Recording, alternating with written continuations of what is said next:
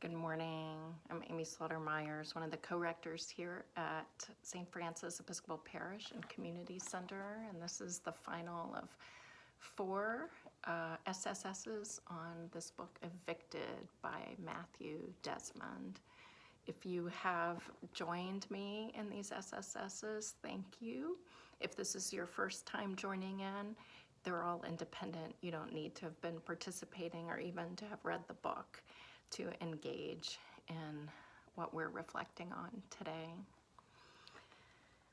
At the end of the book, Evicted, Matt Desmond, who's a professor and a scholar of eviction and sociology and homelessness and the relationship between rich and poor in our country, he writes this about his own upbringing as a very in a very poor family, underprivileged, we would say, family in Arizona. This is when he left for college. It was around that time that the bank took my childhood home. A friend and I made the 4-hour drive and helped my parents move. I remember being deeply sad and embarrassed. I didn't know how to make sense of it, but maybe something worked its way inside, because once back on campus, I found myself spending weekends helping my girlfriend build houses with Habitat for Humanity. Then I began hanging out with homeless people around Tempe's Mill Avenue several nights a week. The people I met living on the street were young and old, funny, genuine, and troubled. And he goes on to talk about his journey to be a professor and why he chose to study poverty. And the very last paragraph of the book, this is wrapping up his method of how he embedded himself as a field worker in the communities in which he's reporting on, so that he listened and was present and developed relationships with the 8 families that he talks about here. And this is how he ends the book.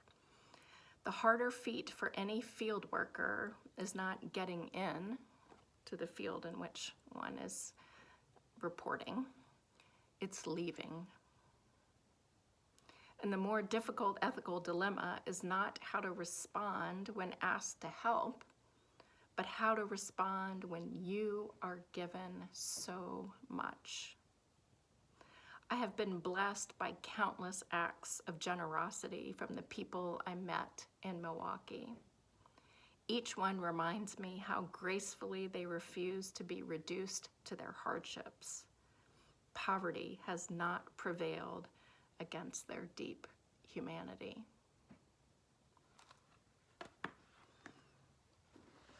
One of the reasons that I chose to read this book, Evicted, is as someone who hasn't experienced eviction in my life, I wanted to learn more and be drawn in more to the stories of those who are facing eviction in order to best respond as a church and community center to those who are facing eviction and experiencing eviction now. This book was written 11 years ago now, and the eviction crisis has only intensified. What I think is important as a church and community center is precisely what Desmond highlights here, that these are human beings with their own individual stories, and that we as church and community center, following God's experience in Jesus Christ, who came among us, dwelt among us, lived among us, and honored all of humanity in becoming human. We're not a social service agency. We're not the Department of Social Services. We're not policymakers. All of those things are important. We are a church and community center.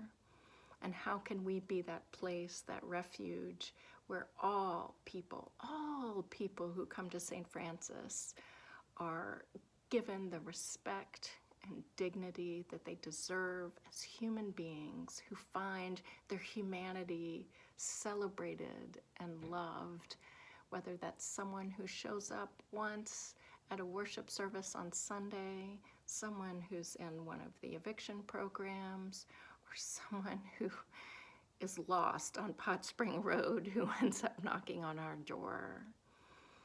That is our unique charism as a church and community center, to live as Jesus would have us live with each and every person. If you would like to learn more about the eviction programs and our community center, Christopher and I are going to have a Q&A at our next co-rectors forum, which is not this Sunday, but the following Sunday, where you can ask any question that you would like to about eviction and how St. Francis is responding to the crisis. If you would like to ask those questions so that Christopher is prepared and I'm prepared beforehand, please reach out to us. Till then, God's peace be with you.